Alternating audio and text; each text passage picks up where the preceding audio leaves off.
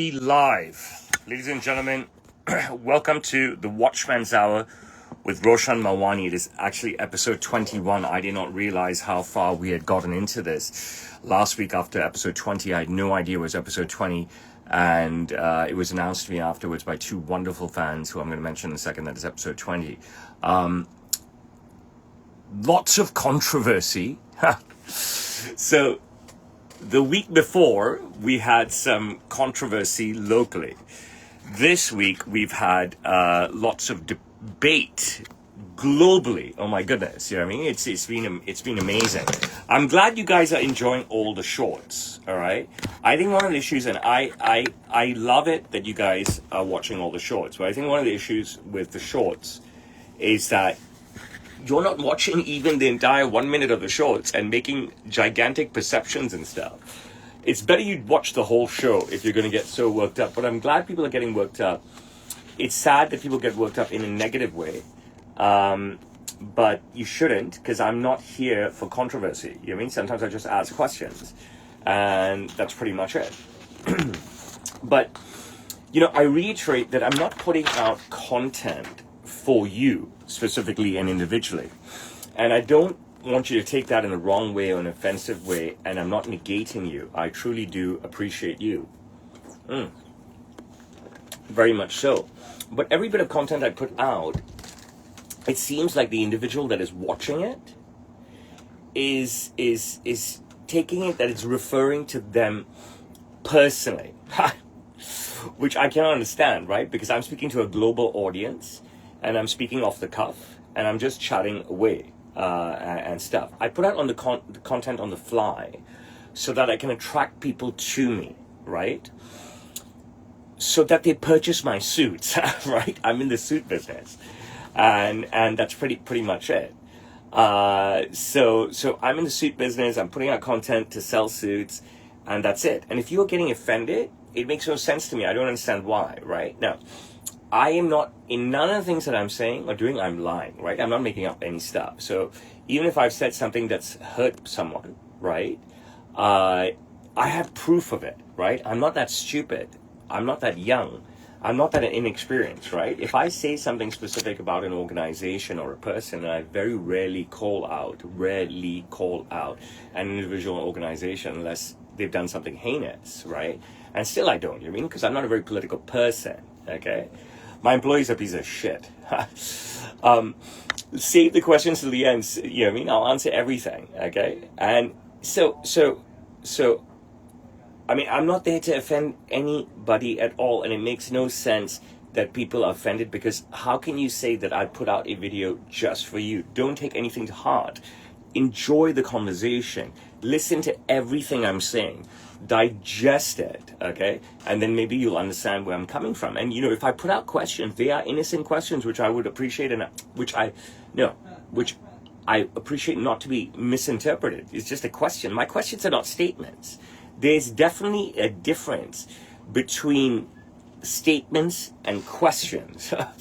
and the thing is that it's mind-boggling that people are so uneducated that they can't understand that, or so hate-filled that they're just manipulating things and making things up, right? So chill out, watch the show. All of you should watch the show. All of you should watch the show in entirety, okay? It's going to be fun, you know, and that's pretty much it. If you're getting offended, it makes no sense to me. Only the live stream conversations, the products displayed and talked about, and family stuff is real, okay? So when I'm having a convo with you, right, if I'm displaying products, right, if I'm talking about my family, right, that stuff is real. The young Chinese boy videos and everything else and whatever, if I'm out with my kids and stuff, some nonsense, it's all parody, okay? Why are you taking it personally? Why are you getting offended? Why are you getting angry? Why are you making it about you? I'm so happy that I'm touching people in a figurative way, okay? In a positive figurative way, okay? Who are in hysterics. when they watch my content. But to be angry and offended at attempted comedy and parody makes no sense to me. Where does all the hate emanate from? Okay, we're just having fun here, and we're going to continue to have fun. Why don't you just enjoy what we put out? If you don't like it, switch up. But you obviously are not that stupid, right? No matter who you are, which country you're from, which sex you are, whether you're a man or woman, which color you are, right? What race you are, what religion you are, right? You know the videos are parodies, right? So what is with the hate? Why are you getting angry? It's just silly. If you like the show, like you like Jimmy Kimmel, if you like Jimmy Fallon, if you like Seth Meyers and stuff, you watch. You don't like it, you switch off. You know what I mean? What's the issue here? And you can learn a lot if you turn off the hate visor, remove the hate visor. You actually learn a lot about clothes. I'm 6'4" tall. So let me tell you some stuff. So last Sunday, today is Sunday, right? So last Sunday, Rian, my son, okay, and you should all follow Rian Melwani on Instagram. He has a new Instagram account, very cute, very clean. Very cute, very clean, okay? I don't feature on his Instagram account. It's all about him. At Rian Melwani, very cute, very clean. Already 1.5 million views garnered, in 30 days, okay? Very cute, very clean. Rian learned the drawbacks of having his first late night out with friends. It was a friend's birthday in the heart of the upmarket party district. And I stress that, okay? In the heart of the upmarket party district, we don't do trash, all right? You guys need to get your hands around that, right? Like, we don't do trash and stuff. And if you could post Rian's account here, Lisa, if you could post Rian's account here, Danielle, that would be great. Someone posted on YouTube as well. I need to reiterate that we don't do trash, that I'm an absolute snob, and I'm totally okay with that, and I've done it all, and I've tried it all, and I've danced with the devil in the pale moonlight, but I'm good with snobbery, okay? So it's just something that you understand. It's legal to be everything in Hong Kong, including a homosexual, okay? Your misconceptions about China are completely misconceptions. So he goes to his friend's birthday party in the heart of the upmarket party district. Really hot place, okay? My dad, aunt, uncle, I don't know what the fuck that means, okay? Supervising late night. I don't know what that means. I don't know what the fuck I've even written here, okay? But he had a late night, and he destroyed his Sunday sleeping in. And he absolutely hated that. And that's why I hate going out as well. Because I never sleep in. And then I'm a disaster, okay? And so he destroyed his Sunday sleeping in. And when he woke up, he hated it, okay? He absolutely loved the night out with his friends, all right? It was completely supervised, by the way, because he's only 13 years old. But he hated that he was so tired that he couldn't fight off the sleep. He woke up, ate breakfast, got ready, looked so handsome. I swear to God. He was dressed in all the clothing that I bought him in the United Kingdom, in London, okay? He looked so handsome. And he passed out on the sofa for 4 hours. So he missed lunch with us, and he missed afternoon activity with us, okay? He even packed a swimming bag, and swimming didn't happen for him, okay? And it was a great learning lesson for him. And it's a great learning lesson for all of us, including all of you, when I preach this all the time, right? How many adults, moreover, how many parents, now this is important, okay? How many adults, moreover, how many parents with kids under their supervision are still doing this stupidity, right? Going out late nights, sleeping in the next day, not being with your kids. If you have children under your supervision as a parent, okay, should you really consistently be having late nights, okay, and then sleeping in while your kids are awake? I've talked about this many times, and I'm not an advocate for this at all. Your kids will be grown and gone soon, okay? Understand that. Kids grow very fast. Your kids will be grown and they will be gone soon. Now I've got someone interrupting me, even though they know I'm doing a live show, okay, which is just absolutely ridiculous, which shows you the level of disrespect that I continue to get from my staff, and this is garnered purely because the two old anchors, my father and uncle, show me so much disrespect. Now she's left the door open. Thank you for leaving the door open. Oh my goodness, there's stuff that I have to go through here, okay? Whilst your children are under your care, okay, shed the nonsense in your life. That's not the way you close the door. It's absolutely wrong. You've been working here for like 15 years. Whilst your children are under your supervision, okay? Don't do this stupidity. Your kids will be grown and gone soon. Whilst they are under your care, shed the nonsense in your life and dedicate your time and life to your kids. I have tons of friends that I have shed who I know who are now mere acquaintances, let's put it that way, okay? All right? That fall into this category. They are watching and they are listening right now, or they will be watching and listening after the fact when it's posted. They'll definitely be watching and forwarding the reels to everyone. They're fucking screen recording and put it in fucking WhatsApp so they can get it to everybody because they got so much time in their fucking hands, all right? And they know who they are.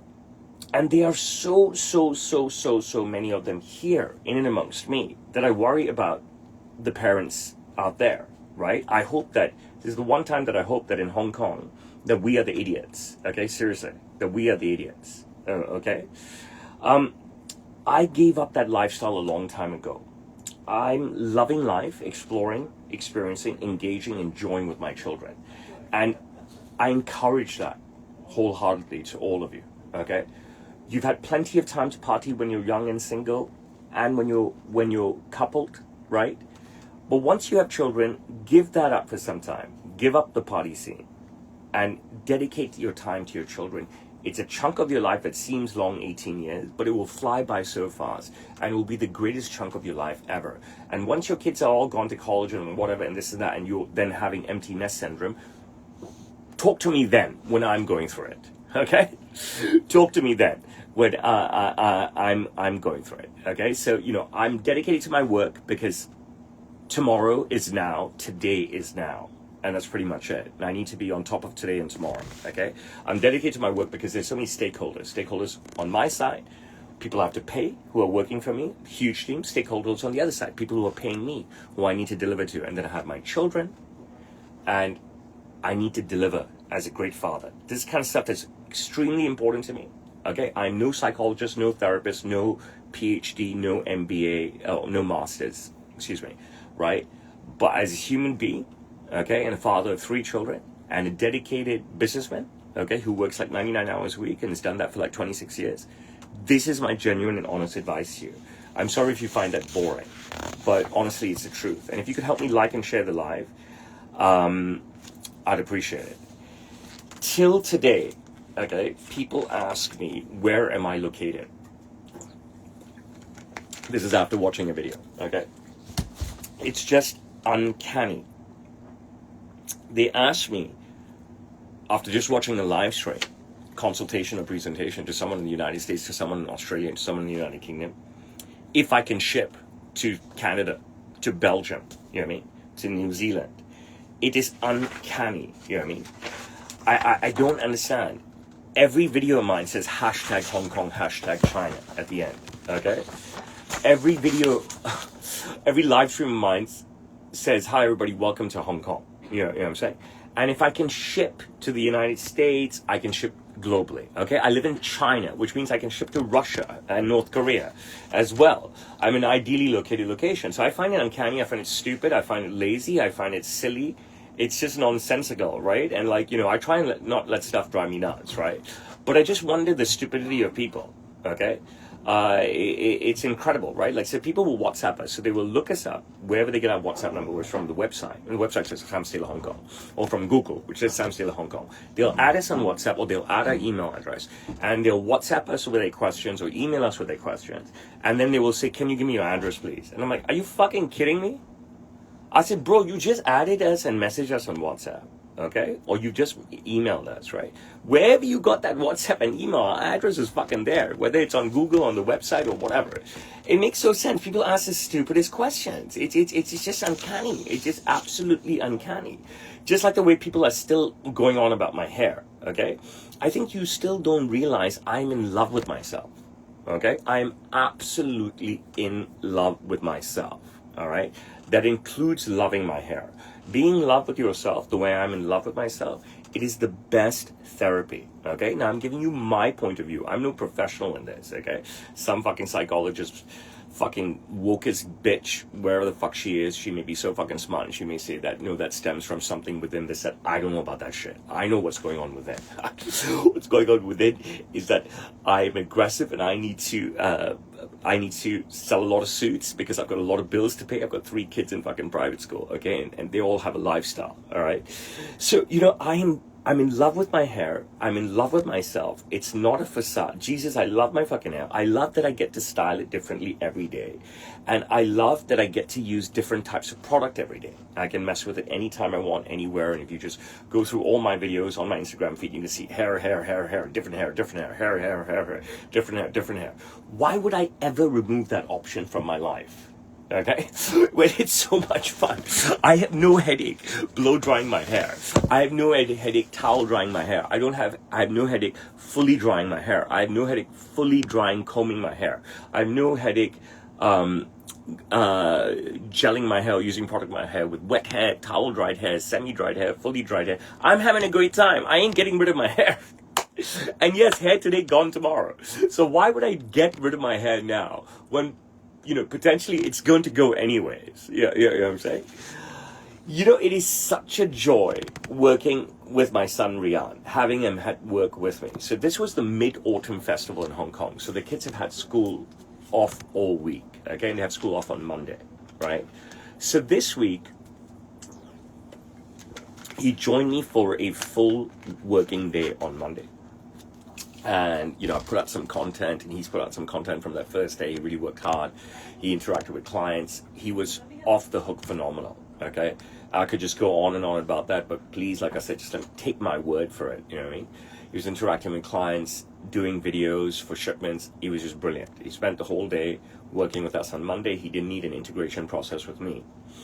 On Tuesday, he spent half a day. So he spent the entire morning with me. He went home for lunch, and then he changed. He went to cricket training. But in that morning, he was part of the live stream that I did, and I believe I did it to Chicago that morning. I'm not sure. No, I did it to New York City, a German guy living in New York City. But if you watch the monologue of the live stream, you'll find it on my Instagram, right? Really easy. You'll find it on my YouTube. You listen. I suddenly do an impromptu Q&A with Rian. And he's 13 years old, and he's dressed pristine in an amazing suit, and there's no no stutter, no freezing, no thinking, no whatever. Just brilliant. Just brilliant. The kid is brilliant. He's such a great kid. You know what I mean? You hate me, no problem. Hate me, it's okay. Fucking hate me, I don't give a fuck. Go and love this kid, or at least go and watch this kid. Check out his Insta at Rian Melwani. See how wholesome it is. And you will understand how wholesome a boy this is. Even, being paired with a father that you think I am, right? See how wholesome the boy is. It's not like I change myself in front of my son at all. And I've talked about this. You know what I mean? So to spend Monday with me, to spend half day Tuesday with me, he spent all day Friday with me as well. Okay? He was just fucking brilliant again on Friday. Okay? It is such a blessing.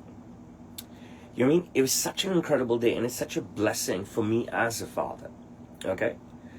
So it makes me wonder about my dad, right? It's like the opposite. Like, I'm gonna, my dad has fucking hate for me. He fucking hates having me around. He's hated having me around for over 20-something years. He's hated having me around since the beginning, when I stopped following him blindly, doing weird and dishonest shit and nonsensical shit. And he fucking hates me. For me, it's such a blessing. And such a joy to have my son around. My father really fucking hates my ass. And he hates having me around. It doesn't make any fucking sense. Yesterday, for example, or day before, I think it was yesterday when Rian came back from his cricket match, my dad's pointing out a woman in the store, and she's like, look at all his tattoos, it's horrible, look how bad it is. You know what I mean? Who puts tattoos like that, so disgusting, this and the woman's tattoo, very accomplished woman, late 40s, early 50s, owns a bar, I think, in Albuquerque or something, very successful, came to Hong Kong for an award ceremony. And she's a client. And my dad is openly criticizing her tattoos and telling him that he, meaning my father, never had tattoos, telling my son that is, and telling him that his father, my grandfather, never had tattoos, which is not true at all. My grandfather did have tattoos, very old school tattoos, okay? Just initials, his wife's initials, his best friend's initials and stuff, you know what I mean? Like, old school tattoos that emanated from, say, the 1950s or 40s or something, potentially in India or early days Hong Kong, Okay, so it's absolute nonsense. But the point of telling Rian this is to diss me, who is his own son. So he's trying to diss his son to his son's son. Okay? Does that make any sense? He's trying to diss me to Rian. So he's trying to diss his son to the son of the father. Whichever way you look at it, it's fucking stupidity. And that's how my dad is. You know what I mean? He just hates fucking having me around. It doesn't make any sense. You know what I mean? It's just because I won't be his parent. Because I won't be his puppy dog. Because I won't be this guy that follows him blindly. He just fucking hates my guts, seriously. And you should see the hate in his eyes.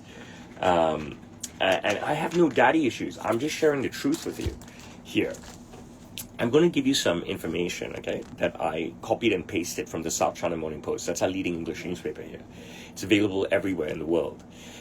So far this year, 66 companies have raised 23.27 billion US dollars on the main board of the local stock exchange, okay, taking it well ahead of the New York Stock Exchange with $16.53 billion US, and the NASDAQ with $15.32 billion US dollars, according to the latest data from the London Stock Exchange Group. So I think I got this on Monday, this data. Suddenly, Hong Kong is in a good place to make money again, okay? Now, we are going to win the race, okay? Everyone says we're going to win the race. For 2025, we're going to have the most successful stock market ever, all right?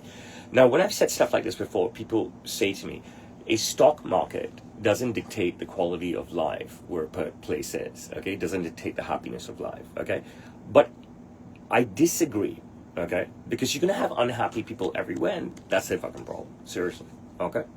Wherever you are in your life, all right, okay? You have to find happiness, okay? I have 3 lower discs that are gone, okay? I have a vocal cord polyp. I have both meniscuses torn, one repaired and retorn. I have tendinosis in one knee, tendinosis on tendinitis, bursitis in the other knee. Both my P muscles at the back of the knee are torn. And both my labrums, my hip bones are gone. I'm in constant fucking pain. Seriously. I mean, I'm in constant fucking pain. And the pandemic fucked me up and stuff. But you've got to be happy with life, right? Everybody has fucking problems. Now, what's this got to do with Hong Kong? What's this got to do with the stock market? Listen, this place is ahead of the game. You know what I mean? All these people criticizing Hong Kong. Look, we are a special administrative region of China, okay? First of all, whatever you think about China that is depicted in the Western media, such as CNN and BBC, I've told you all the time that it's garbage, okay? It's just nonsense, okay? It's just anti-China rhetoric, okay? With tons of people living here, all right? We're not like plugged into the matrix at all. There is no fucking matrix here and stuff. But this city is a vibrant, brilliant, safe, wealthy, English-speaking city, all right? You're always going to have fucking people say that, no, this person is poor and people live like this. It's like, look, they can go on and get a job. They can go on and work harder. They can go on to welfare, this, that. But they're not going to allow, the people from within are not going to allow this city to be brought down, because the overwhelming majority, like me, are not going to let that happen. And the people, whatever the opposite of within is, right? You know what I mean? The rhetoric, the anti-China rhetoric, are also not going to bring the city down. There's so much anti-China rhetoric globally, every day, in short history, okay? And there's so much inner stuff in Hong Kong, okay, since the 2019 social unrest. And you haven't been able to bring Hong Kong down, okay? This is the place to be. It's a glorious city. Come as a tourist. Come and visit us. Relocate here, you know what I mean? You know, Hong Kong is a great place to make money. It's a great place to make money again, okay? And out of the blue, after being in the mire of COVID for 3 years, suddenly we're in this position. So, you know, my message to individuals, my message to corporations is, why not headquarter and domicile in this city when we are currently on the up? We have a proper and fair rule of law, okay? We have our own, what's it called? The basic law, okay? It's common law, all right? Separate from China, completely. I promise you this. We have our own separate judicial system, which is fair. I promise you this, okay? I don't know if it's to tell you that we operate like a like a Western city or Western world city. I don't know if I should say that because I don't really know the answer to that. But I'm telling you honestly, don't listen to the haters from within. And don't listen to the anti-China rhetoric on the outside. Do business in Hong Kong. Visit Hong Kong. Check out Hong Kong. Come for a few days. And I'm here. Come and say hi to me. I promise you. I'm a huge advocate for Hong Kong. I always have been. And, you know, I get slated by so many netizens and stuff when all I do through my work, a byproduct of my work, is to pretty much promote Hong Kong. Because without Hong Kong, I'm fucking nothing. Seriously. So if that's selfish, that's fine. But I also have a lot of pride where I live. And if you put me anywhere, right? Like I've always said that I believe in power and proximity. I would be the same way. So if my job relocated me to Delhi or London, right? I would, or Sydney, I would completely be, you know, about power and proximity. Okay, remember I have a British passport, and if I wasn't happy here, I can easily go and live in London, and I love London. I have the cash to relocate immediately. But I'm a huge advocate of the city, and I invite you all to come and visit, okay? And if you have an opportunity to relocate your business here or get a working visa here, which is very easy, okay? Our government is very open with net migration, with migration coming in, okay? I promise you that. You just have to do your research. It's very, very simple. You can come on a holiday working visa as well. But we are a wonderful city. I feel completely underappreciated. I feel appreciated by my government, but I don't feel appreciated enough by my government, okay? I think they should reward me more, and by rewarding me more, they should give me more to do. They should make me more of an advocate for them. Seriously, because I'm such a great advocate for Hong Kong. I believe so. I mean, I love my city. And you know what? If there's a tourism board elsewhere, you know, Sri Lankan tourism board, you want to snap me up, I'm ready to work, okay? I'm extremely effusive, all right? One of the things that you can't measure is the amount of screen records I get. And then they are forwarded along on WhatsApp, which is crazy. Now, you can't measure that sort of traction with you know, these WhatsApp videos of me, screen records that go viral all across the world on WhatsApp and stuff. And you know, there's no way to measure that, right? But I was thinking about this a lot because I helped out a neighbor of mine, okay, who's opened up a new business, and she's selling Indian fast food and Indian desserts. Okay, they live in my building. They're a very humble family. Okay, they don't have the same means as I do. Okay, but we live in the same apartment complex. So, and she has two daughters, one who is graduated university and one who's still in high school. And they asked me if I'd help. And I said, yeah, I'll help. And then I did this out of my own good thing. And then people in my community screen recorded this shit and passing it around, trying to make some joke of me. And actually, I don't feel like the joke. I feel like the hero.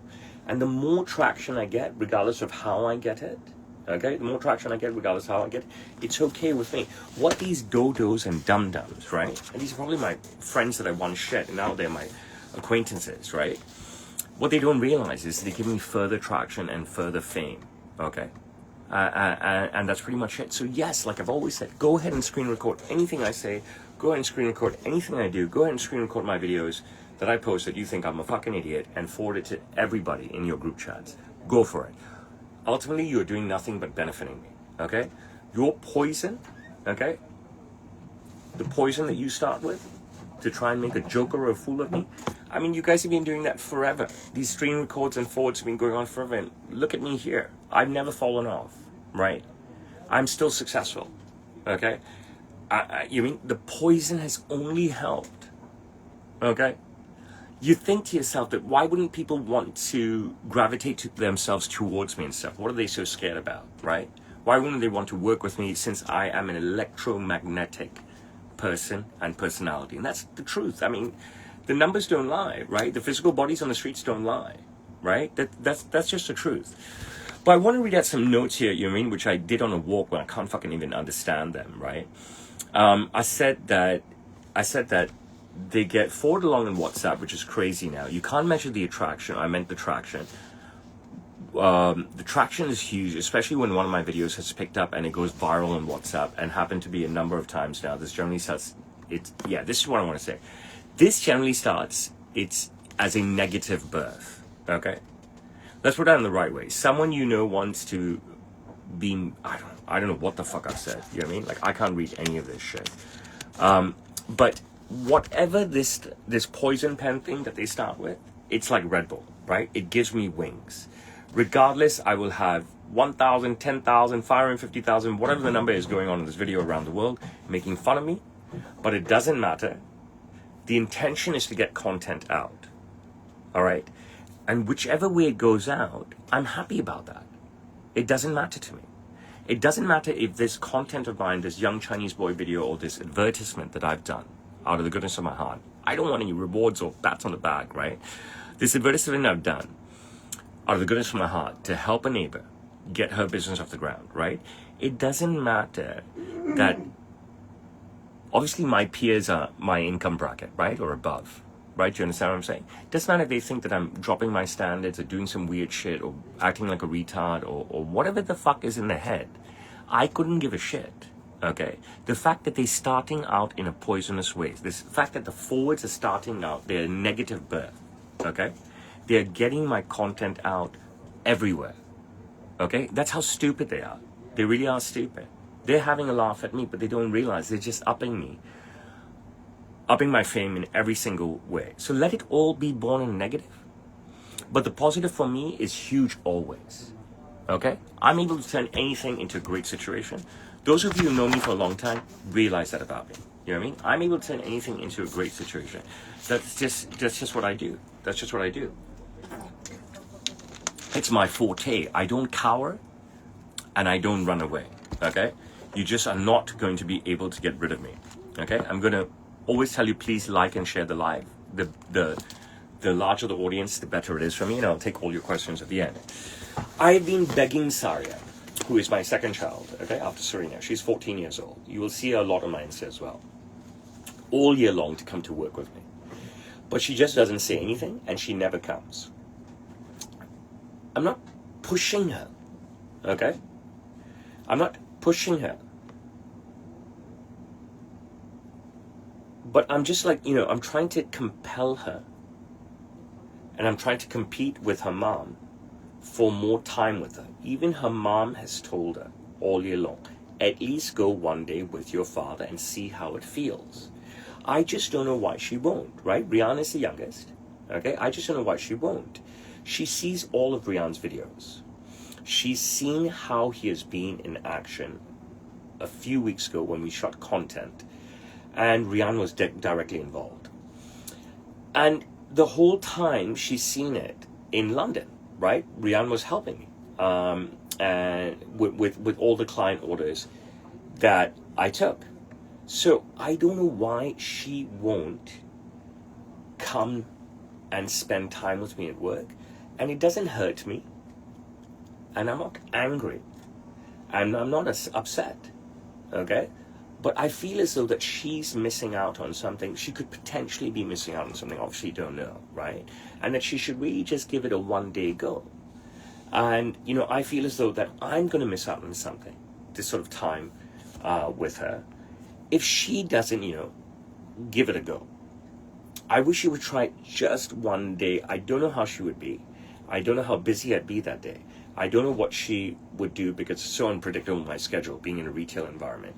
But it would be just amazing, okay, if she would give it a try. And I wish she would. And, you know, I always am in control of virtually everything, right? And whatever I'm not in control of, I can fight for very hard to gain control of stuff, right? And I'm trying to gain control of a situation to be profitable. I'm trying to gain control of a situation to make my business successful. I'm trying to gain control of the situation to make sure that the product that I deliver to my client is fucking off the hook. Or geez, I could talk about this week how much off the hook fucking one-on-ones I have delivered to an international crowd. It has been huge. We had this 50 best bars contest in Hong Kong. World's 50 best bars. So like 100 fucking bars, 200 bars from around the world. The owners, some staff flew to Hong Kong. I worked with so many of them. And the time here was so short and I fucking murdered these projects, okay? And because these are bar owners and they're probably the number one bar in their city like Houston or Albuquerque or wherever the fuck they are, right? They're paid. And when you make paid people happy, all right, they're going to fucking spread the word without a doubt. So, you know, I'm usually in control of everything that I do.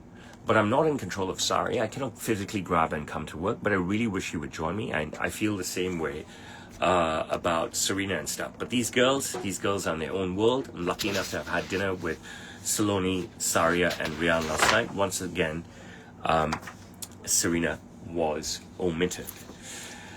I've been off diet for so long. I've had so many good days, and I think that culminated in 2 weeks ago exactly. I was at the pool.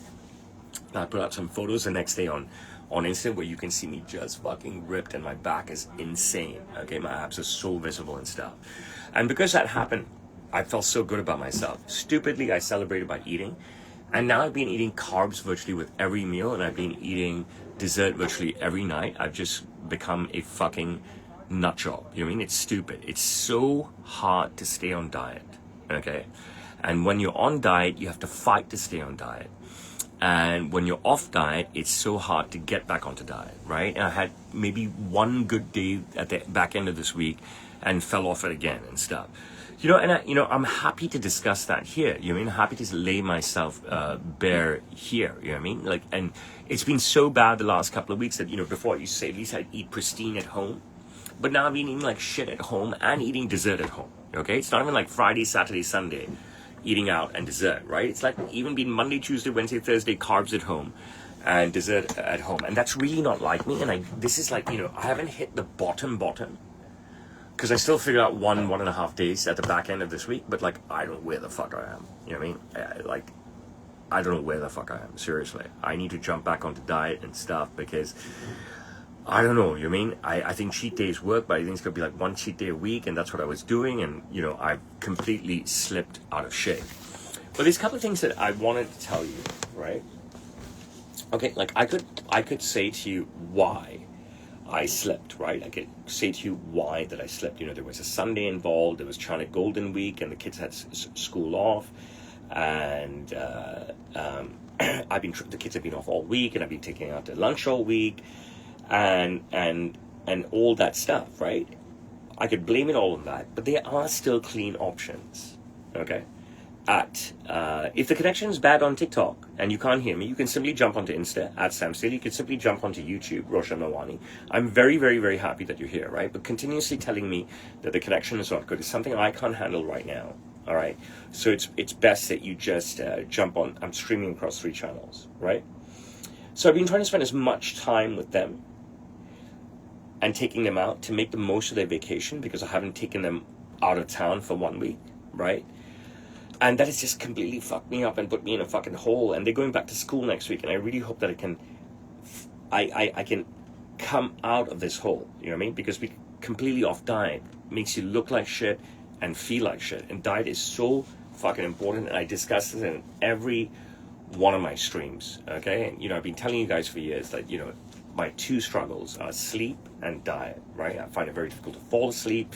I find it very difficult to stay asleep. I wake up multiple times at night, and when I'm on, and I was saying that last week to you guys, and when I fall off, I'm just fighting to get back. And you know, I know there are many of you out there like that, right? And what I want to say to you is it's just tough for everybody. No matter what you see me, every time my shirt is off is a 6-pack, but I'm really working hard, and it's hard work. And it, you know, when I'm on, I feel great, and when I'm not on, I'm like wallowing in this shit. And I don't know, you know what I mean? I have no fucking idea. But you know what I'm saying? It's not like it's a favorite topic of mine, but I get asked a lot about diet and stuff, and then when I start giving answers, nobody wants to hear because they only want the quick fix. So I don't know what to tell you. You know, I'll tell you about Rian and Monday morning. He was here with me, and we had such an exhilarating Monday morning. We had such an exhilarating Monday morning. I had 4 or 5 clients Monday morning. I had 1, 2, 3, 4 clients all around the shop. So I wouldn't say it was intense.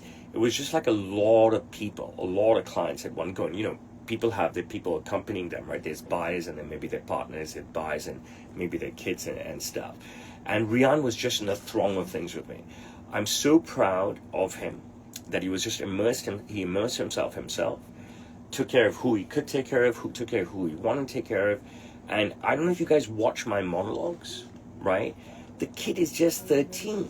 You know what I mean? Like I said, I gave him an impromptu interview on Tuesday, and stuff, this kind of stuff that he's doing, right, with me, these intermittent days every few months, because he's so young, it's having a profound effect on him. And those of you who watch me closely have seen this profound effect. And those of you who watch me for years have watched my children grow up. But this profound effect that has taken hold of him, right, directly correlates to when he started working with me in the Christmas holidays. And again, you know, it's just a sprinkling of days here and there. He has just been absolutely fucking brilliant, and I'm so proud of him, and I can't wait to see more. Okay, I can't wait to see more from him. I forgot to ask about his experiences with me in London. I covered in that monologue the December experiences, the Chinese New Year experiences, the Easter experiences, and the summer experiences. But what he did in London, I forgot to cover. I had the client waiting for me in a call. But basically, okay, look, so the girls were on the floor below. Okay, we've got me and Saloni in a big room, and we've got Rian here. So we use Rian's room in London as a showroom. All right. So every morning he'd get up himself. He didn't need waking up. He would clean up his bed, and then he would create the showroom. You know, put out the clothes hanger with all our suits and shirts, and then fix up all the samples and the paperwork, make sure his bed is fixed because we're seeing clients in his room, take a shower, go down and have breakfast, and be ready at 8 a.m. And whilst he acted like a perfect team member of mine. He freed me up to just talk to my clients whilst he cut all fabrics and made all notes. His mother was in awe of him. I would believe his sister Saria was in awe of him because she was watching as well. Serena never came up to the room. So he's an amazing kid. My longtime followers have seen all my children grow up on social media. And now you have a chance to see Rian in action on his own channel at Rian Melwani. Okay? And I think it would be an interesting thing for you to see if you look at some of the stuff now and maybe look at some of the stuff in a few weeks and look at some of the stuff in a few months and see if he's actually progressing. Because this is an opportunity for you to see the birth of something that could be super special. It could be something that just phases out, or it could be something that ends in disaster. We don't know. But I'm giving you a heads up now that more and more content will come out, and you will have an opportunity to see something very specific happen. And like I said, he's got 1.5 million views in just 30 days.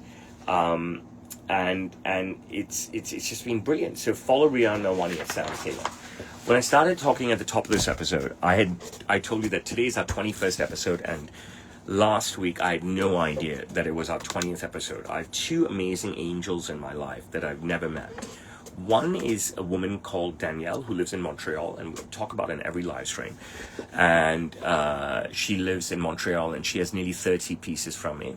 And one is a woman who lives in Glen Burnie, Maryland. Her name is Lisa, and she has nearly 20 pieces from me. And they both told me independently that that was my 20th episode, and I didn't realize. Okay, I didn't realize. I had no clue. And I was just saying 2 weeks ago that I'm starting to fall in love with this. I was just saying last week, hey, I'm really in love with this. It didn't start that way. It started something for me to pass my time.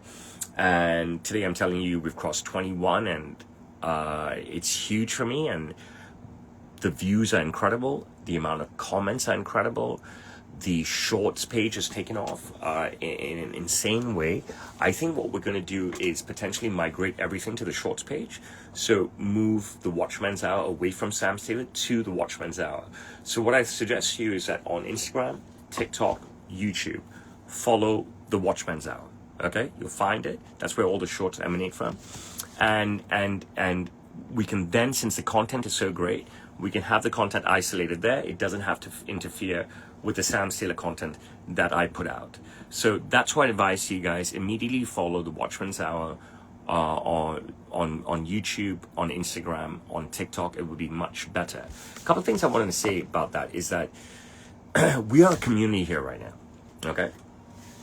What it is now, episode 21 stuff, it's just like the community I built during the pandemic when I started live streaming. Okay, when I started live streaming, I'll tell you something amazing that has happened recently. They've introduced the repost button on Insta, but anyways, that doesn't matter. Every time for some reason, I have someone that shows up on my feed, and I'm not a watcher. I'm just a poster, okay? I see who's this guy? Is he my client? Whatever this said. If there's no interaction with him, I unfollow. If he's my client, then there's videos within the message box between the two of us. There could be side-by-side videos in the young Chinese boy genre. There could be really old videos, which I'm just describing as suit.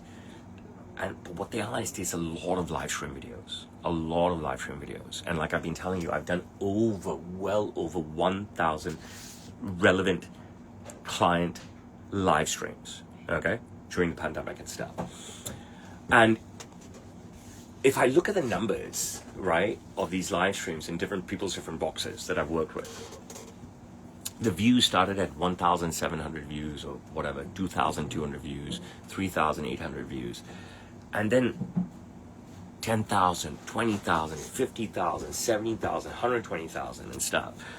It was incredible. It was incredible. I didn't realize, I don't think it was it burnt me out, live streaming every single day for over 1,000 days. I just think that the hate around me from my father was so thick, that when an opportunity to walk away from it, I needed to take it. And that was pretty much it. But we built an amazing community. There were so many regulars on the show. There were so many regulars that were moderators. There were so many regulars watching. It was incredible. It was incredible. And I took a step away from that for a while, and I've come back with the Watchman's Hour, and I feel that we're building a community here yet again. It's a small community, but I appreciate you guys. I really appreciate you guys. And I'm lucky to have people like Lisa and Danielle in 2 different countries who I've never met ever be so amazing to me, to actually go back and check and substantiate for me that last week was the 20th episode. And because you guys are taking all of this so seriously, I'm going to do my best to take it even more seriously, okay? And title this properly, and this is episode 21, and put the date in.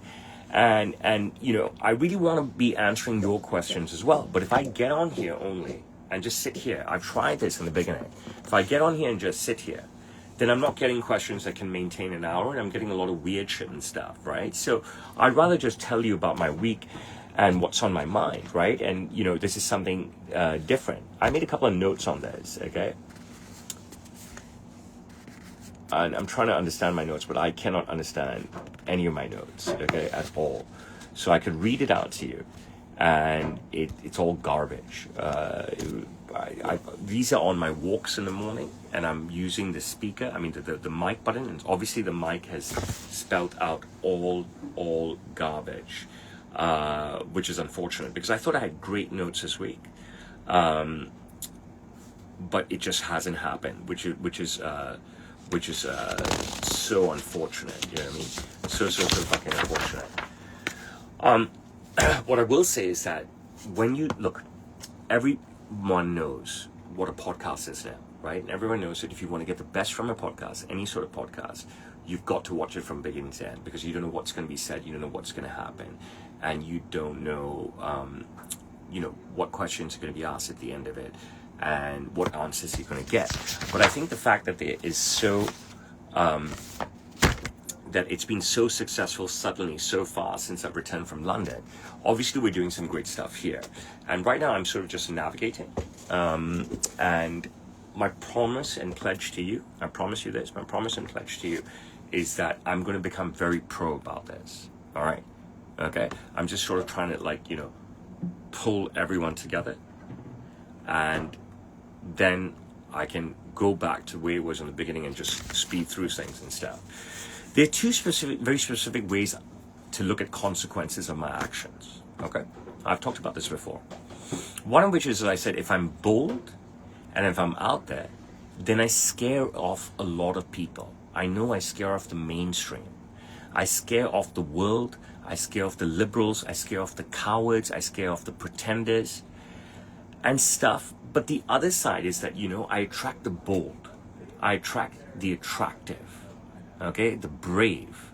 I attract those like me, and I attract those who want to be associated with my brand, who want to be associated with my personal brand, who want to be associated with my persona. Okay,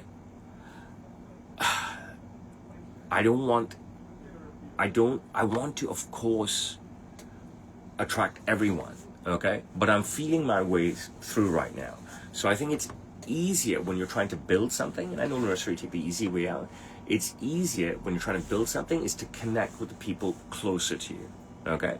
But my commitment is to everybody, okay? And my commitment is to not just those who have the same persona as me, who have the same mindset as me, and so forth, okay? The content I put out and everything about my channels, my pledge is transparency. I said that over and over and over and over and over and over and over again. And I talk about what the fuck I'm in the mood to talk about. I talk about whatever the fuck that just comes out of the fuck of my mouth, especially the videos that I make with people. But I'm very, very fortunate that I get to keep making videos with people. I really don't understand why people know that it's all a parody. We talked about this and they put negative stuff into it. But let me explain something to you that happened this week, right? So they're two young kids and they are in their senior year of high school and they're both 17. And they bought suits really fast. We had to get them in 48 hours because someone passed away and they had to go to a funeral, very sad. And they said, can we do a video? I said, look, I don't think it's a good idea. You know what I mean? I didn't work with you on the project and you're under 18 and stuff. And, you know, let's just, you know, chill for a bit on this stuff. So took some nice photos with them. You took singles with holding my hanger. Someone took my hanger. Hey, somebody took my hanger as well. Fucking A. And then I did one in the middle where I showed my hands and I'm not touching them, and they had a hanger each as well, and so forth. And then they were, this is the wild part, okay? There's a young, white, male, handsome, heterosexual, Western European man in my shop. I did not work with him on his suit, I just supervised. And we docked out his suit. So he came in, purchased, came back 1 or 2 days later, fitting, came back 1 or 2 days later, suit is ready, suit is beautiful. Suit is incredible, okay? And he's happy. And he goes, do you want to do a video? I said, I'd do a video with you, but two things. One is my shop is packed right now, so I'm not comfortable doing it at all. And number two, I didn't work with you on the suit, right? So I don't know anything about you except for, you know, the introductions and so forth. So he goes, can you at least pinch my ass and do a photo with me? I said, okay. So he looks great. Handsome, white, young, over 18, Western European male, okay? Can get any heterosexual as well.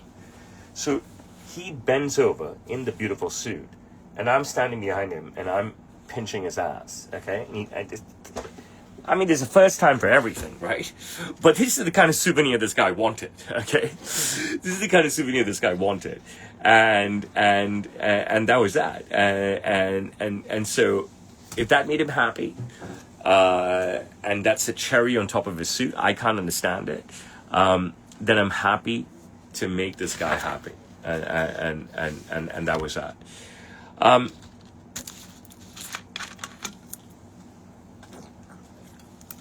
I would say I'm an extremely selfish person. Also, I think it's very normal for people to be selfish and stuff.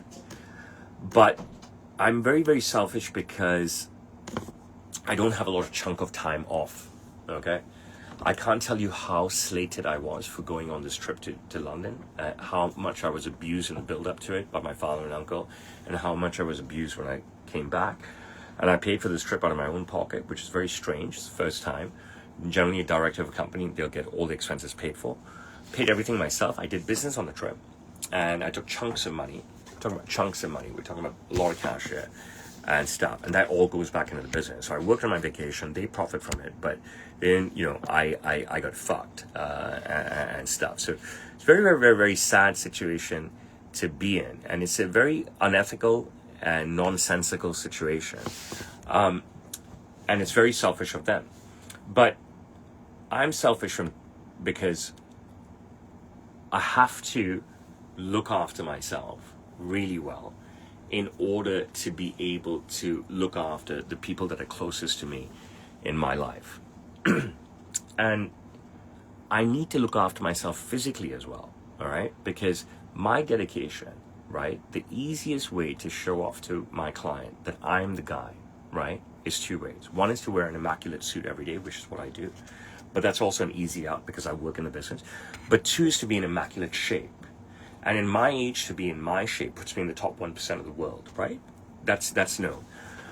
So I want that sort of dedication. You think I don't want to take my foot off the pedal and just eat carbs all the fucking time? Rice, fucking pasta, anything, right? but I need other ways to show my dedication. Okay, I need other ways for my clients to say to themselves that this is the guy they want to be. Okay, and I use my relationship with my children as a tool to demonstrate that. I use my relationship with my body and my physique to demonstrate that. I use my relationship with the way I dress to demonstrate that. These are free tools, okay, in the sense that they don't cost you money. They cost you hard work. And I've always been an advocate about using what's free already around us, such as social media, Facebook, LinkedIn, WhatsApp, whatever the fuck it is, right? They're free tools, but there is a price. The price is your time. But the price is not your money. Okay? And I have gone all in everything with my time to try and make my business successful. I've gone all in with my limited time to try and be there for my children. Okay? And I've gone in all in with my personal time to make sure my physique is great, to try and entice my clients even more to invest in me. And I've gone all in with my time, not sourcing out social media to somebody else, right? I do this all myself, so it's all about me, so people can see, look, it is this guy, it is this guy, it is this guy. For the longest time, everyone that I met said, who does your social media for me? I said, you've got to be kidding me. It's quick and dirty, and it's all me. It's absolutely all me. I don't even, I can't even think of trusting somebody. But I'll tell you a couple of things that really bug me, okay? I have these two old men anchors in my life, my entire life, okay? Can you figure out who they are? These two old men anchors in my entire life that have just kept me being the Watchman, okay? Hence the birth of the Watchman's hour. And I'm just stuck here, okay? I'm just stuck here, and I think I'm missing out on huge chunks of time with my children, huge adventures with my children, the inability to explore the world with my children because I'm just stuck at work, okay? I've always been the goddamn watchman for these fuckers, regardless of what I've done. And I'm really missing out. These two old anchors in my life have gotten older and grumpier and less respectful and less appreciative, okay? And I just feel that I'm getting more and more anchored as I get older, and it sucks because my kids are getting older. And I don't know how to break out of this because I don't know what to tell you guys. I'm being honest with you. How much can you fight with your father and uncle every day? Especially when they're this age. How much can you fight with your father and uncle when they play the hurt card every single day? When they're this age? I've always said from the beginning, I've been honest with you guys and said that these two fuckers just weigh me down. Look, they've given me lots in my life financially, right? Okay.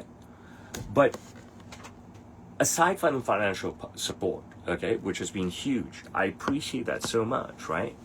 They don't support me in anything else. They don't support me in my ventures. They don't allow me any expansion capabilities. They purposely undermine my merch brand, plentyofconsent.com, even though I was willing to give all the proceeds to them. I just wanted to succeed in another way, but they never want me to succeed. They were never behind me in the live streaming. When I started to go on road shows in 2001, 2, 3, they were never behind me on that. They undermined me on that and stuff. And I said, look, why should I travel the world and stay in a hotel room alone and make money, and the money goes to you guys, and you guys are fucking me up all the time, you know what I mean? But it just gets worse with these two, you know what I mean? It just gets worse with these two. They're unappreciative, they're bullies, they're mean, and they're selfish, and they emotional blackmailers, okay? And it's really tough. And I've been very, very, very strong for so long, taking this and stuff. And it's not like I can't take anymore. I'm here to take. I've always said I'm the good Indian boy. This is the choice that I made. I've always said that I'm the good Indian boy. This is the choice that I made. And I always said that, I chose this. I made my bed. I'm going to lie in it. You know what I mean? I said that to my mother a long time ago. My parents split in 88, okay? I was fucking 11. I say that to my mother now, if and when I talk to her and so forth. But it's tough. You know what I mean? It's not easy being that guy. It's not easy eating this shit from these two nonsensical fuckers every single day. I don't know what to tell you. And it's tough to slate a man like my dad, who is so accomplished, right, in terms of the awards and the medals that he's received, and in terms of with the number of incredible people that he's worked with, and the money that he's made, right? So it's hard to slate him, but you really have to be here in the thick of things to see what a bully he is, which is tough, and it weighs down heavily on me, you know what I mean? And I need to control all that shittiness, right? And continue to be normal, continue to serve clients well. I mean, the guy disses me openly to clients, he disses me openly to my children. It's just an odd guy, you know what I mean? And I always told you guys from the beginning, I learned to be a great father. When I say I told you guys, actually before I'm talking directly to you guys, I've done so much media work. In fact, this morning I did an AI search on Google to see how many major newspaper articles I've done and major video interviews that I've done. And the amount is huge, right? The amount is huge. So my evolution is huge. And, I've always been saying that I just don't understand these fuckers. They're never behind me. When I had to go to the Philippines last year for a major interview, I mean, they just shat on me so much. They just couldn't accept it. They just couldn't give me their blessings to go. They can just never give me their blessings to go anywhere, not even on a fucking vacation, not even a night out. It's just weird. And I want my father and uncle in my life, right? Obviously, you know what I mean? I love them, okay? But they just can't be nice. They just can't be good. They just can't be nice to me, and they just can't be good to me. And I made the decision to join Sam's Tailor. I could have done anything that I wanted in my life, and they were supporting me, and they would have financially supported me to do it. But I made this decision a long time ago, and I extol the values of being a good Indian boy and stuff. And this is something I have to stick by. So life is not all that easy, okay? And this is emotional stuff here, okay? Which I think is of the weakest stuff, all right? And I've openly said that I don't believe in mental health. I've openly said it, and I'm fine by it, because I believe we all have this stuff, these issues. And when I speak out to you like this, right? You can sit and judge me how you want and say I'm whining and all this stuff. They said, I'm not whining. I see from the start, I have fucking everything. What a life that I fucking have. But what I'm trying to tell you guys is that all of us, you guys, me, the liars, the mental health barkers, the welfare sitters, the pretenders of who cannot work, you know what I mean? They're full of shit. They're full of shit, okay? These mental health weak ass, asshole, welfare fucker, anxiety fucker, dick lying people, they're full of shit, okay? We all have problems inside. We all have tough things. And the more you have, the more problems you have. The less you have, the more problems you have, whatever it is. It's not a comparison of who has the most problems. Humanity, individuals, humans, we all have problems. We all have a tough time. You cannot suddenly turn to the government and say fuck, and to the public and say fuck, I got mental health issues, I got this sort of disability, this, that, I can't work, fucking give me the money, okay? What, I'm going to go to my father and uncle and say, hey, you bullied me now for 26 years, I can't work anymore, I can't take it, you just pay me? I mean, it's nonsense. It's utter fucking nonsense. You know what I mean? And when a snippet is taken from me on, like, when I was just asked about something to do with mental, I don't know, people cut stuff up and put stuff together and whatever. I think it's great. It gets hundreds of thousands of views. I think it's fucking great. But the kind of trash that I get talked, and, someone tells me I don't feel, look, I can't feel sorry for people. You know what I mean? And this guy, Robert, has just said a line, tough times don't last, of course. Same thing with my father's lifespan. Will not last. But tough people do.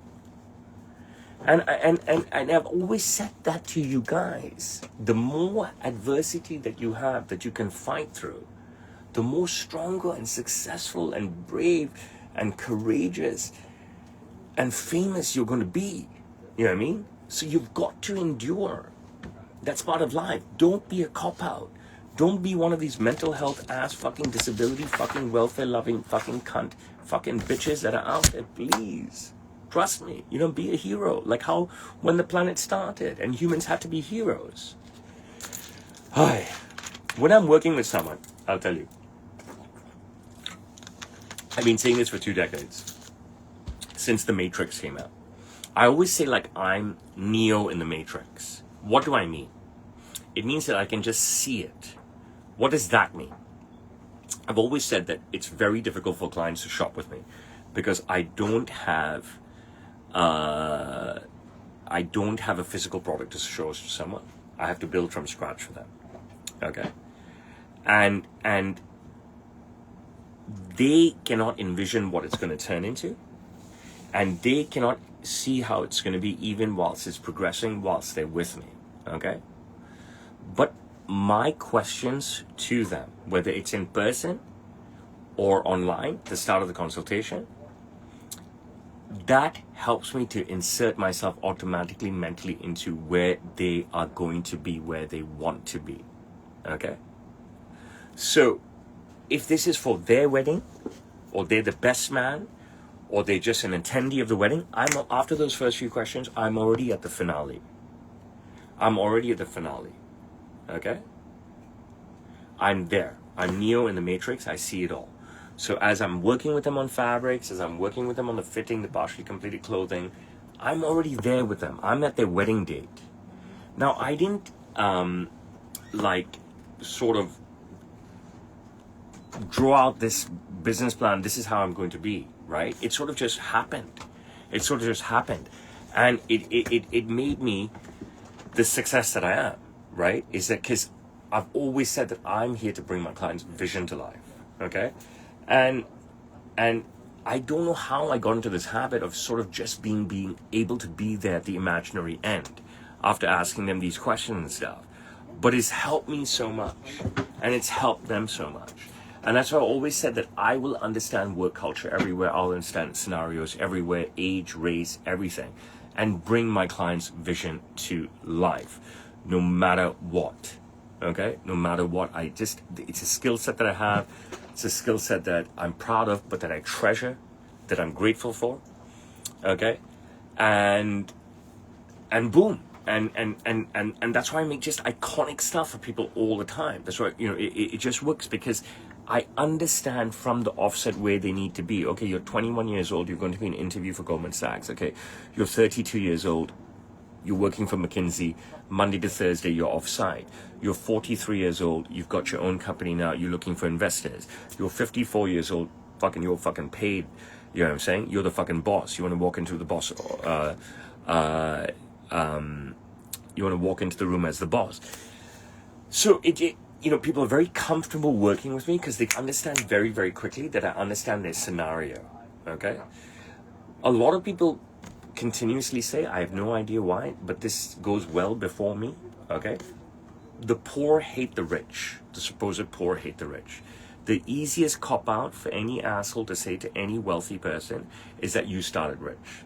Any cop-out for any person is to say you started with a foundation and stuff. Bro, there are companies the world over that came before me. There are fathers the world over who had sons before me. You don't need to shit on me. Shit on your degenerate parents, okay? Shit on your degenerate parents that couldn't provide for you, okay? There's so many people in my entire career who aimed this stuff at me. There's so many people in my entire lifetime that I can see that aim this stuff at people. People who are not successful, or they're self-professed poor, or whatever the fuck they are, say shit on the rich, shit on the heirs of the rich, and say that you didn't make it, you started off rich as that. I said, why the fuck are you shitting on me and my family, bro? What the fuck we ever do to you, bro? We're just working. Why don't you, if you got a fucking problem, you shit on your parents, right? Shit on your fucking parents. That they didn't do anything. You know what I'm saying? Like, why come and attack people that are adding to the economy? You know what I'm saying? It doesn't make any fucking sense to me. Why not just not attack anybody? Why not just work? You want something in life, strive for it. Why are you going out there and shitting on other fucking people that are doing stuff with their lives? It doesn't make any sense. It doesn't make any sense. Like, why are unsuccessful people always hating on successful people? Why are people who don't do anything hating on people who are trying to do something? You know what I mean? It doesn't make any sense. Go hate on your own fucking family tree, man. Go hate on your own social circle. None of this stuff, penetrates me. I'm open and honest with you. I just give you open and honest dialogue. No matter what, I'm committed to my father and uncle. No matter how much they bully me, no matter how much they unappreciate me and stuff, right? And so forth. I made a commitment to them, and I benefit from it as well, right? It would be great if 1 plus 1 plus 1 equaled 3,000. But 1 plus 1 plus 1 here is not even 3 for us, because these two fuckers are undermining each other. They spend their lives undermining each other, and now they spend their lives undermining me. You know what I mean? And that's pretty much it. Okay? It's just really, really, really, really odd. Let me tell you something. I had another 2 videos this week cross another 1 million view mark. I only now look at videos that have hit 1 million views, okay? And then when they hit 1 million views, they should hit 2 million views. I think last week I mentioned to you I had one video that crossed the 1 million view mark. I had one video that crossed the 2 million view mark. I had one video that crossed the 3 million view mark. And I had one video that crossed the 4 million view mark. This was all last week, in last Sunday's stream. I think this week I had one video that crossed the 1 million mark. I think I had one video that crossed the 4 million mark. It's quite uncanny. And I can't do stuff like this without your support. You know what I'm saying? I think that, you know, there's this line, bro fell off, which I find fucking hilarious, right? It's quite uncanny for somebody who is not Tom Cruise, not Cristiano Ronaldo, not Jimmy Kimmel, not David Letterman, etc., to be relevant for so long. All right? I'm going to say 2 things here, okay? I managed to be relevant for so long. I'm going to say more than 2 things. Because I've been brave. I've steered the course. I managed to be relevant so long because I have people like you watching me and maybe supporting me, okay? I've managed to be relevant for so long because I've stayed brave and not given into the hate and the packaged hate all around me, okay? But I managed to stay relevant for so long because I am entertaining, okay? And that's the bottom line, all right? And at the start of the stream, I said, I don't understand, when you all know it's parody, where does the hate emanate from? Bottom line is, I'm not fucking going anywhere, okay? I'm not fucking going anywhere, all right? And if you want to get rid of me, you have to stop watching me. But for some reason, none of you can stop fucking watching me. And I'm grateful for that. I'm grateful for that. I mean that, okay? But if your joy comes from hating on me, then you as a person, you've got some serious fucking issues. If that gives you joy, if tuning into me to hate on me gives you joy, 1, you got some serious fucking issues. 2, you're just propelling me, okay? So I am not going anywhere, okay? Before my main TikTok was banned, I was at 1.9 million followers and had over 150 videos that had over 1 million views. It was insane in such a short period of time, okay? And every week I sit here and I tell you I had another video cross past this X million views and past that X million views and whatever it is. So enjoy. There's stuff to learn. Enjoy. There's humor. There's not just stuff to learn about suits, but there's stuff to learn about charm. There's stuff to learn about confidence. There's stuff to learn about work ethic, okay? Stay in hate. You continue to propel me, and you really are a sorry fucking individual that nobody can help. I'll tell you a story, right? I work out in the park early in the morning. There's no kids around, right? There can't be kids around anyways, even if it was late in the morning, because they'll all be at school. But there are 71-year-old grandfathers in the park, throngs of them, that I wouldn't say are as ripped and shredded as I am, okay? But they are there. They are in insane shape. They've got great strength, great mobility. It's nutty, okay?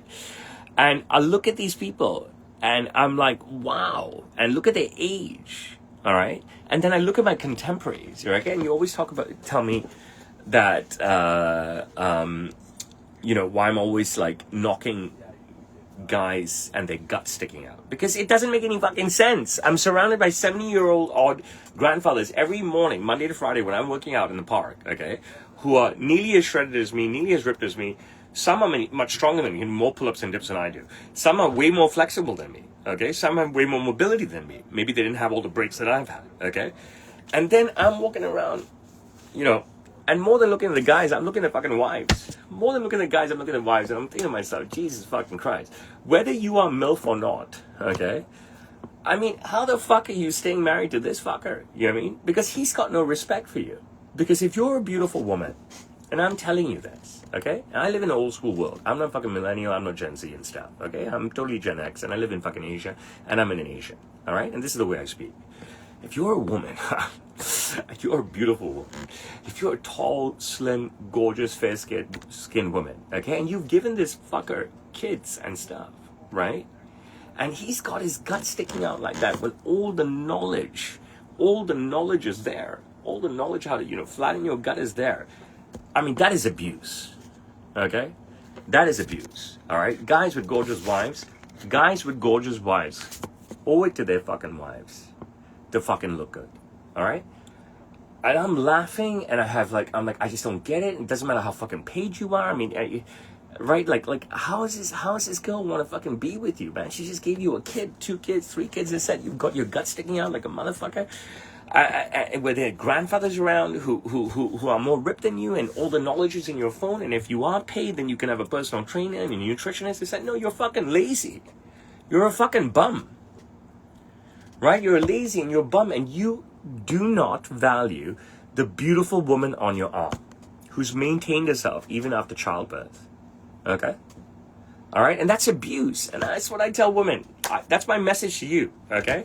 That's my archaic, misogynist, call it what you want, message to ladies. They are bums. They're abusing you. Boom. Get rid of them. On Tuesday, I had 3 professional couples, okay? I'm not going to name names anymore because I don't want to, upset people and stuff. But the 3 guys work for big companies. 2 women work for big companies. And the one woman is a wife, and she has 2 kids, so she's not working anymore. So we've got 6 people, 3 adult couples, all in their 30s. Each of the guys doing a fitting for a suit. They're enjoying themselves. They're like crazy drinking away at Sam's Taylor Beers. They're asking for semi-service videos because the suits are not complete yet. And they're recording away on all of their phones. All 5 of them are recording whoever's in action with me and stuff. And they're sending the videos out to their group chat. And whoever it goes out to, it's awesome. And why? Why is it awesome? Okay? Because it's not fucking kids and degenerates who are fucking buying suits from me. Okay, let me say that again. It's not kids and degenerates that are buying fucking suits from me. Every suit that I sell, I'm selling to real live professionals with high disposable income. Okay? It's not just degenerates and kids that are buying suits from me. Everyone who's buying suits from me are real live professionals with high disposable income. And they're enjoying the ambience, they're enjoying my beer, they're enjoying the vibe of my atelier, which is something I have created. And they want videos of the surface. They want to be in it. They want BTS. They want BTS that they can shoot so they can send to their friends and they can show off to their friends that, hey, I'm shopping at Sam's Taylor. And these are the type of clients that I am. Okay? And I fucking love it. Okay? I fucking love it.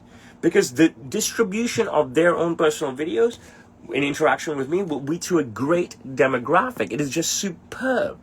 And all of these were Chinese people. Okay? But they're like all born in Canada and emigrated to Hong Kong. So they're ethnically Chinese, but they speak like Canadians, they think like Canadians, etc., etc. But it was superb. And this is what goes on. And I talked about this young Western European guy who wanted me to pinch his ass, and so forth. So you can think all you want, all you fuckers, about young Chinese boy and all this and all shit, and so forth. But Asians are placid. And Asians are shy generally, okay? But these 30-year-old Asians, right? Orientals, I'm going to say, right? They were just brilliant, okay? Everybody who wants to do content with me is screaming for fame, trying to leverage my platforms. These people that I talk about specifically this week were fans, they were mature, they were successful, they wanted to have fun. They understood the fun. And they don't even lean to the right. They're left-leaning. You know what I mean? So it's just fucking brilliant. It's just fucking brilliant. I think it's crazy and wise that I ended up posting on every single platform. So that includes Instagram. Obviously, I have 3 accounts. I do reels and stories. I do a post sometimes. I've got a personal Facebook, which I do reels and stories. I've got like a fan Facebook account, which someone set up for me over a decade ago that I post to. I've got a backup Facebook, a secondary Facebook, because I keep getting banned. So I post reels and stories to that. I've got LinkedIn, 2 LinkedIn accounts, a Sam Steele account, and the Roshan Melwani account. I've got Snapchat, who's banned me a few times. I got YouTube, my main account gone, banned. I was monetizing off that account. I've got my Roshan Melwani account.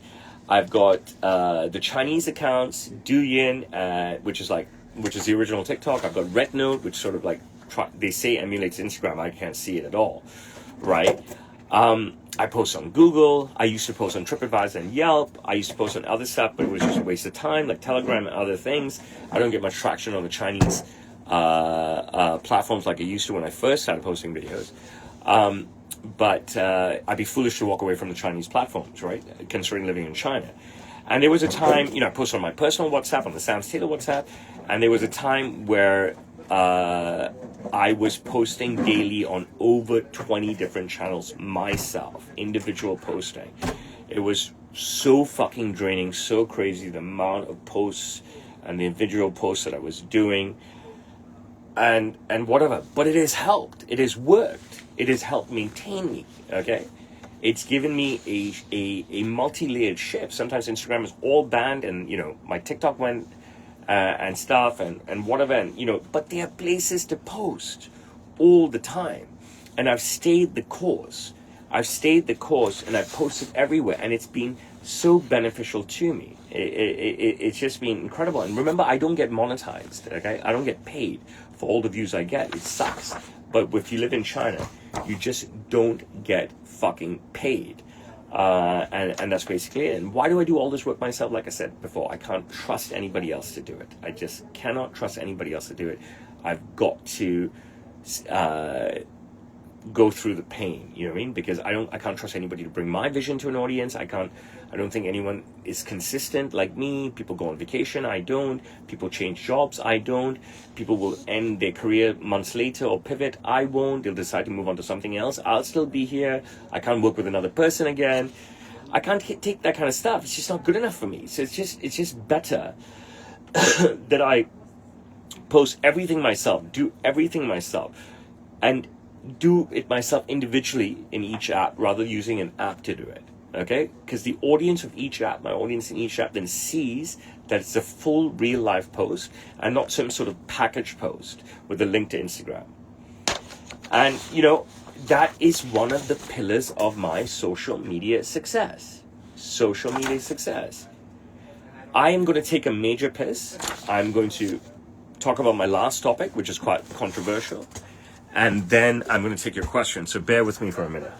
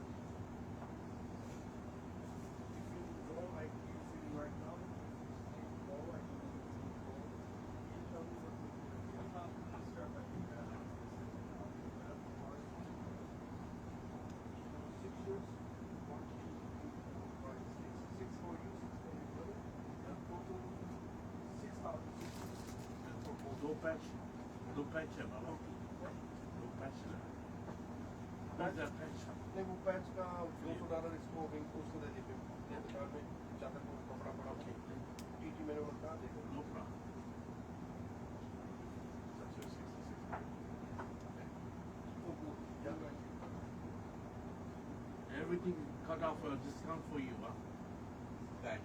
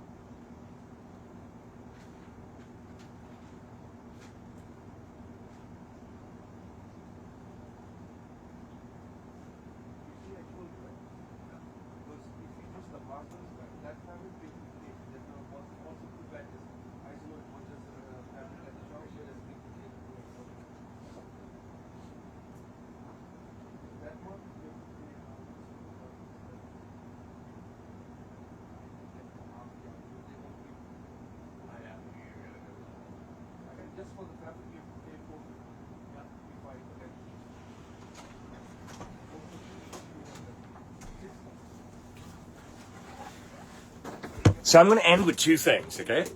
I'm not purposely being controversial, but unfortunately they're controversial things, okay? So this is what I want to say, okay? You can insert anything you want into this, all right? You can insert anything you want into this. I can't stand it. I can't stand people bringing up stuff from the past, before they were born,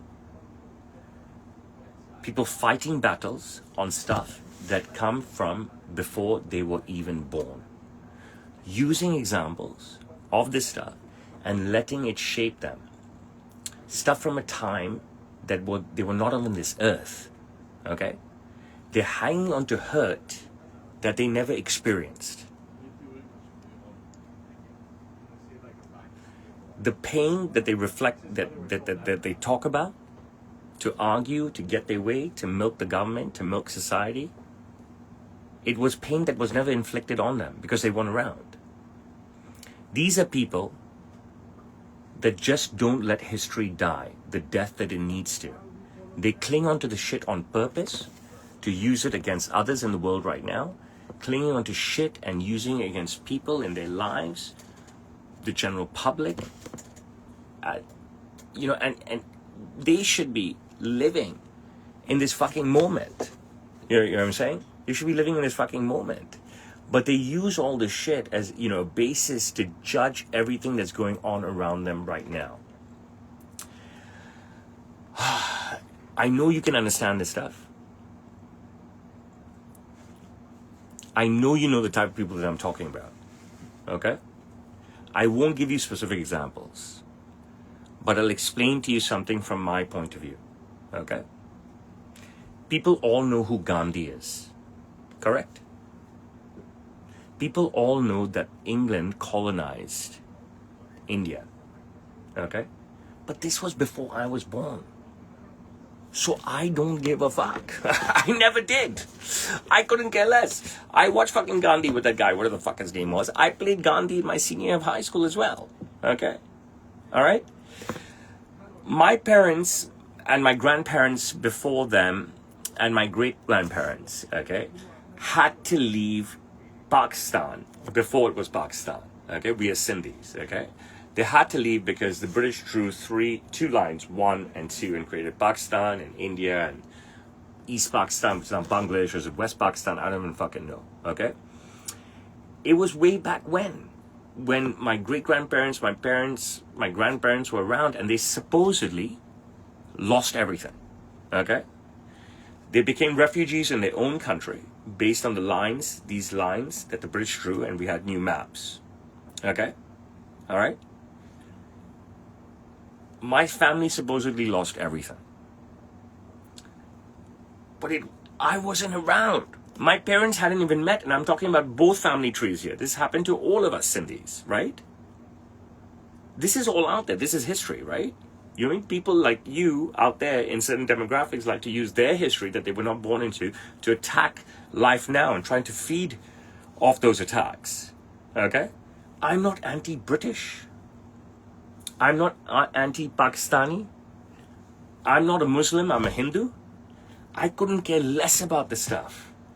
All this shit happened before I was born. I believe in leaving alone that stuff. I believe in leaving alone stuff that happened last year, last week, yesterday, this morning. If I fought with my wife this morning, Benja, at lunchtime, I'm not going to fucking fight with her. What the fuck is the point? If she's angry with me, I'm going to tell her, babe, why are you angry with me? I'm sorry. You mean to leave this be. Okay? But these activists, they're being activists and fighting for I don't know who, based on stuff that did not happen in their lifetime. They cannot focus on the now. They want to teach their kids hate, or they want to suddenly pick up hate even if their parents haven't taught it to them, or maybe their parents have taught them this hate. But it's ridiculous. I would never allow the burden of anybody else's past to be heavy on my children's heads. Okay? ever, let me say it again, I would never allow the burden of anybody else's past to lay heavy on my children's heads. And the burden of anybody else's past and sort of history and any sort of bad history has never held heavy in my head. I couldn't give a fuck about anything, massacres, this, that, stealing, anything in history, just like I don't give a fuck about what happened with Gandhi and the United Kingdom and all that shit. Hate doesn't play a part in my life, okay? And trying to milk government and public today for stuff that happened when you were not born makes no sense to me. It's the biggest fucking shakedown, biggest fucking shakedown in the history of the fucking modern world. I was going to say one more thing, but I think I'm done. You guys have any questions for me?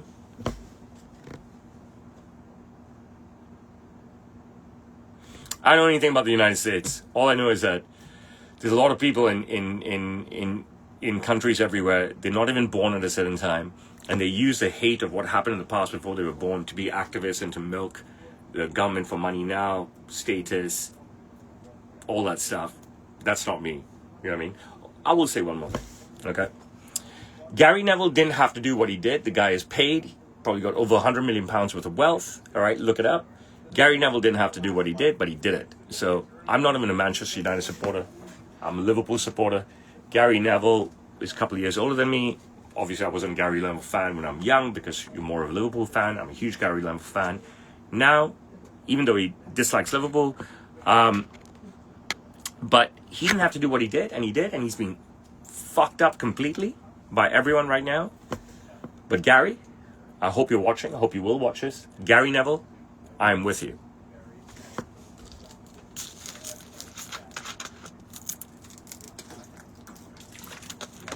Any questions? So right now, only on Instagram, my videos surpassing millions of views virtually every week, if not every week, if not every day. Okay, and on my main TikTok, which is now banned, I had millions of views, fucking every other day. And on my TikTok now, I have a few videos with 1 million views. Guys, give me your questions, otherwise I'll go be with my kids. Come to Australia, you got to make it happen for me. I'd be dead keen to come. Need at least 2 business class tickets and Ritz-Carlton suite. If half of you watching right now across the 3 platforms ask one question, we can have a great convo. Hello. No questions, anybody? I'm 100% Indian. Chris from Florida, I appreciate you. The Brown family, I appreciate you. Daniel and Lisa, I always appreciate you. Make it happen for me. I came to America last summer. I can come again. You got to make it happen for me.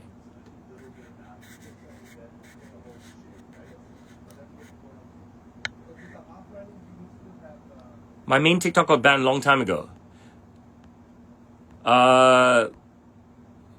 I don't have a love for horse racing. I have a love for spotlight, to tell you the truth. I took a punt on buying a cheap horse and he became a world champion. I think it became that way through my energy.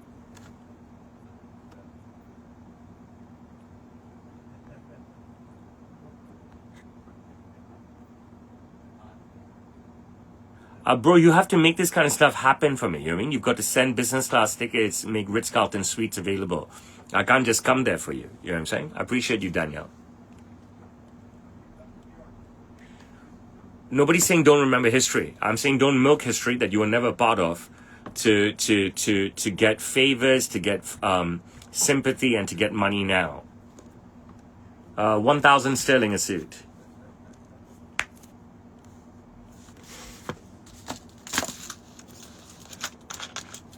Appreciate you, Danielle. Okay. Not getting many questions. Suddenly I go quiet. Everybody goes quiet. Okay. I'm going to turn down the Instagram in the meantime. And if you have questions, you can jump over to TikTok, since you're not asking me any questions here.